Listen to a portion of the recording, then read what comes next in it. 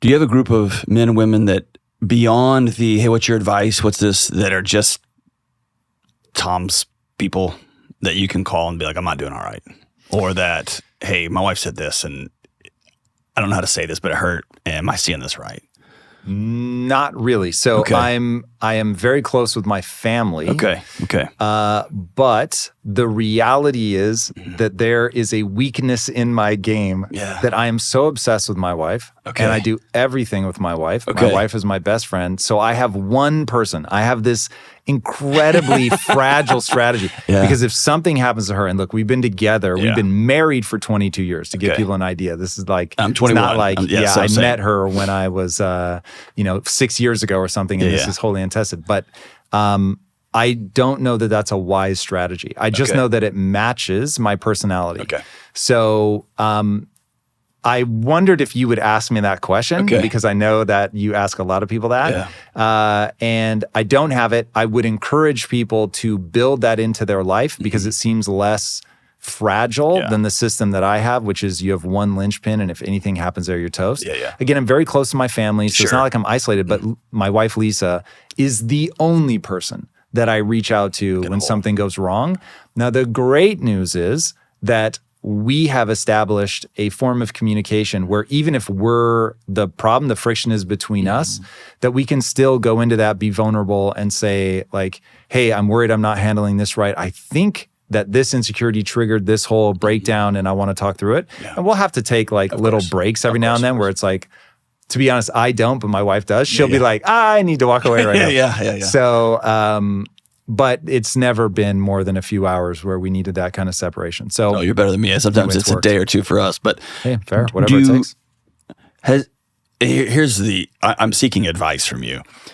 You kind of like sitting down with somebody who's had a near-death experience. Like you did it, right? You had a passion project and you created a thing and then it exploded and then it cosmically exploded, right? They could see the supernova from space. And then someone wrote you the magic check that's supposed to solve everything. In like multiple standard deviations away, I was raised by a policeman and my wife was raised by school teachers. In the last few years, our lives have dramatically changed. And something I did not expect was a constriction of a social circle. It gets harder and harder to say hello because someone's like, hello, hey, and well, I got you, right? And it turns into a thing. And it felt very transactional very fast, even with older friends. And it wasn't a bad thing. It was them realizing, oh, I didn't realize you had this skill or this talent. Hey, well, I got you. My marriage is, or like whatever's going on. And it just gets easier to not pick up the phone. And it gets easier just to hang out with my wife. And suddenly you look up and it's been 2-3 years and you're like, oh, dude, I don't have any friends. I don't have any friends. I got my 30-year-old friends that I can call, but we don't live by each other. And so is this how you've always just kind of been? Or is this a function of, no, the bigger the thing got? I've just always been this guy. Yeah, okay. Literally. So, that's almost scratching a lottery ticket, running into Lisa and y'all building this tether together. If we hadn't worked so consciously at it, I would say it was a lottery ticket that she walked in the room. Okay, all right, there Everything else after that, I've just been so aware of human relationships from the time I was very young because I was bad with women, like epically bad with women.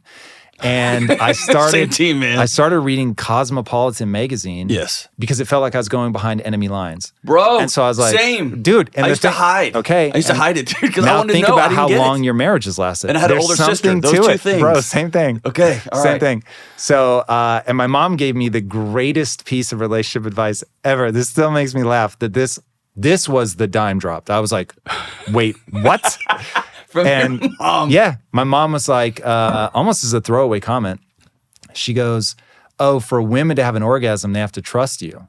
And I was like, what? Yeah. Hold up. I just need like a place. Like, what do you mean trust? Your mom gave you that? Yeah. It was so disconnected from my sexuality that I was like. You and your mom are way cooler than me. Dude, Mom, where were you on that one, right? It was earth-shattering. Okay. I realized, women are like an alien species. And if I think of them as I think of myself, they are eternally confusing. Okay. If I grow to understand how women work, how they think, how they see the world. Now all of a sudden, oh, cool, I can figure this out. Okay. But it took a lot of years. So anyway, I start reading Cosmo to get behind the lines. You have to start understanding that magazines are trying to sell magazines, too. and so That's it's right, not right. a lot. But it was just It's so a new language. different. It's like reading Italian. Exactly. Right. And so I became fluent in Italian. There you go. And finally realized what it took to be good with women. But like having gone on that journey certainly does open something up. But anyway, bringing it back to the initial point was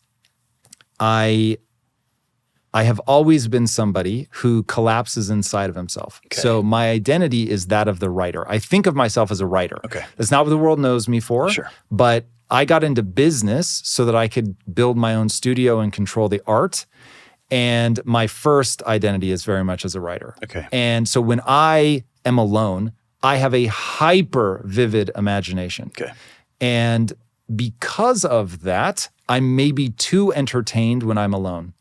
Okay. And so I don't have the same sense of, oh, I'm bored that other people get that pushes them out of their comfort zone to go meet people. Okay. And dude, I'm actually really awkward at the beginning of an exchange. So when I first meet somebody, I'm so awkward, man. Dude, people expect, because I do an interview show, that like, oh, like, hey, opening a conversation is easy. I'm like, the beginning of this is the worst. I am so weird. I don't understand. Tom, so I feel like nobody's I've met my more long surprised lost than me. brother, and I've got a brother. Yes. Yeah, it's a so trip. awkward. So awkward. Do you fight it, or you just accept it, make peace with it? Because I don't want to be, because I know what my awkward does to other people. Yeah, that's I important. know to remember my for awkward sure. makes other people Uncomfortable. exponentially awkward, right? And I don't want to be. Yep. And yet, I hear it. So I know how to push my personality into a room. Okay. And so I've just had to remind myself, because I used to be really good at it. I was not awkward in my teenage years. Okay. Ironically, that was when I was so unself-aware that, I was just me and a total goofball. And but as I got older and became more self-aware and took myself more seriously, my success went way up. Yeah. But all the sort of anxiety of how might I be perceived in this moment, like that just came crashing in. And so I've really had to find ways to get out of my head and just be in the moment and push my personality into the room. is some of that, I wonder if some of that's nervous system, like your body trying to take care of you. You've entered, we were talking before we started, you entered into, I mean, you could sit down and have conversations about the Gaza conflict. You could have conversations about in Ireland. You could have all the hard religious conversations, and it's not as bad as the dietary zealots, right? And Yeah, you built this world.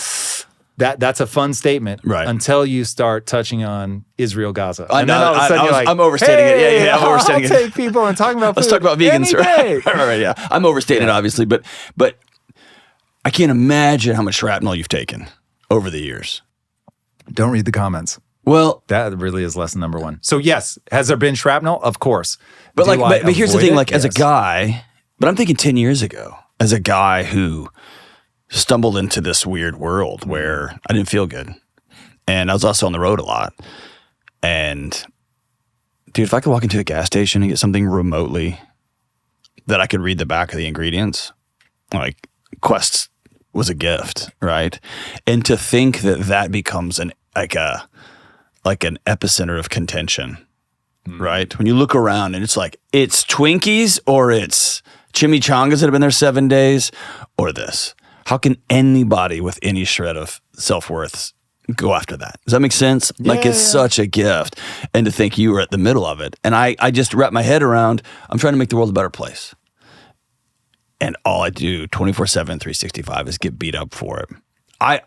On my limited scale, right? I just want people to have better marriages and have love their kids. And the amount of grenades that you take, it makes you just want to be like, I'm just gonna go home, right? I get that, like the impulse to just shut my door and just drive home and listen to old punk rock and call it, right?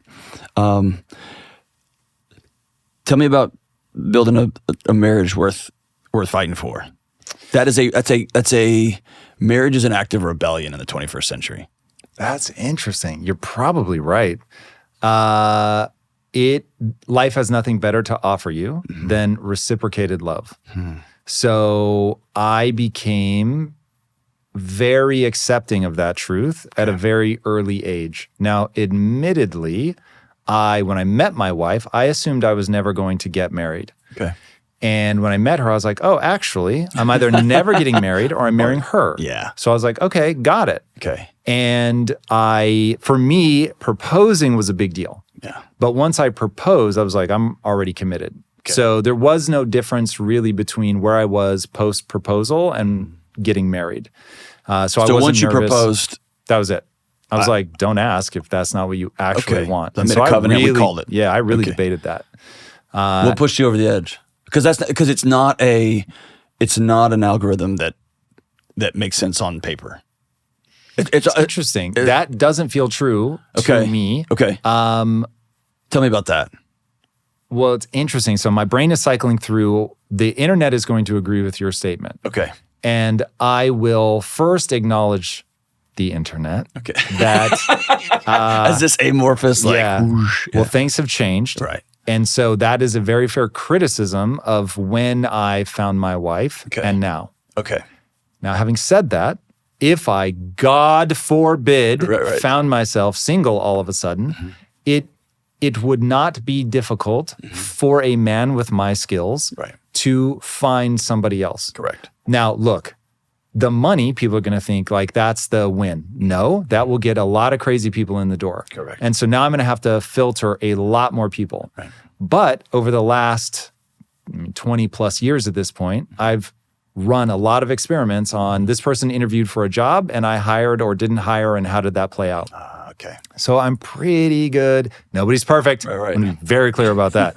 But I'm pretty good at knowing who to bring in and who not to bring in. Okay. And then if you're in a relationship with somebody, it becomes very easy, very fast to tell like who's sincere, who's really in this, who, by the way, can deal with their own insecurities and all that stuff. But going back to the initial question, it was very obvious to me that I was getting an emotional response out of being with somebody that I had never gotten anywhere else in my life. Okay. And another banger from my mom, she said, you'll know you're in love. You'll know you're in love when you think there's no way two people in history have ever felt the way that my wife and I feel, or my girlfriend and I at the time. Okay. And that ended up being super true. I was like, there's no way. The world would just stop. Like, I'm a drug addict. Like, I just want to be around her. Okay. And so, but I'd read enough to understand that phase was going to wear off. And so even in the height of sort of that cocaine part of the relationship, we were both like, this phase, we should enjoy it, but it is going to morph into something else, and we need to be ready for that, and we need to understand how to surf that. And so we've been very, very thoughtful at understanding that you move through phases in life. So just sharing your life with somebody is a tremendous joy. Yeah. And I understood that at a deep evolutionary level, and so wanted to invest in that. I understand communication very well. I actually have a slightly feminine temperament. Okay. So I find communication easy. I find admitting insecurities easy. And so getting into it and really navigating those waters was interesting. And so the thing I had to learn was to be tough and to be manly and to understand what that means. And so certainly my journey as an entrepreneur has been that. Yeah. And that has had a massive positive impact on my marriage. And I'm going back to the statement about reading Cosmo, because I had an older sister and I paid close attention to the people she dated. And who lit her up. And when she'd come home just overjoyed, be like, what'd y'all do? Right. I was 4 years younger. And then and she'd come home sobbing, and she would occasionally leak out like, don't ever say this, or and I just put a GPS pin in that one because I remember, right. But I also remember the other side, which is my dad was a Texas homicide detective, and I played Texas high school football. But I remember dudes banging their heads on the locker, and I was like, what are we doing? What are we doing? We're playing a game, and I love it. It's fun. But I remember reading Men's Health for the opposite. Like, what are we doing? Like, what's this almost not enemy lines, but if this is the team I'm on, what am I missing here? So it was that learning. What does that even feel like? And I'm so new into entrepreneurship. When I go back, when I say it's an act of rebellion or that it doesn't make sense, the algorithm that I run is the only way this works is if you truly know me. And if you truly know me, then you can hurt me. And that is something that I've tried to shield myself against forever. And Can I throw an idea out? I'm very curious to see. Take it. So you are going to run into that. Yes. The way that it happened to me was I was in a very loose relationship with somebody, and they were overzealous from where I was sitting. Okay. And so in the end, I pulled back. And they went from like overzealous, I'd do anything for you, to, oh, now I'm going to try to hurt you. Yes. And I was like, interesting. And so immediately I approach life as an engineer. So I'm not freaking out about life shouldn't be this way. I'm like, okay, there is at least, maybe it's a small percentage, but there is some percentage of women that will now use my vulnerabilities against me. Okay. And so I don't like this. I don't like the way this feels. So one, my response to that was, this person just flipped A to B like that. So when somebody's hurling abuse at me, one, they're going to pick something real, by the way. They're going to pick something they know will actually hurt me. Right. So that's really interesting information to know. And two, I can't let it hurt me because 9 seconds before I broke up with her, she would have done anything. Gotcha. So she was able to hold the things in my head that she knew I didn't like about myself, and maybe she also hated them, but it was so overwhelmed by the things that she did like. I'm like, okay, cool. Just in totality, I need to be worth it. So there are going to be things about me that are negatives. Yeah. There are going to be things about me that are positives. And depending on that person's relationship with themselves and with me, they determine whether they're going to try to beat me to death with this or not. So it's good to know about they're in a dark place when they're coming at me. Okay. They're also coming at me with something real. So if it's addressable, address it. There you go. And if it's not, well, then don't worry about it. Right. And having that framework was really useful. And it also pushed me to say, there's a great quote, boys and girls, pay attention to this one. It'll serve you coming and going. You do not divorce the same person you marry. Correct. Now, that's what I was experiencing. We weren't married, but you don't break up with the same person you got together with. And so in that moment, I realized, oh, I want to be high integrity. So I'm going to treat somebody, even if they treat me badly, I'm going to say, I value being the same person, whether things are going well or they're going poorly. Right.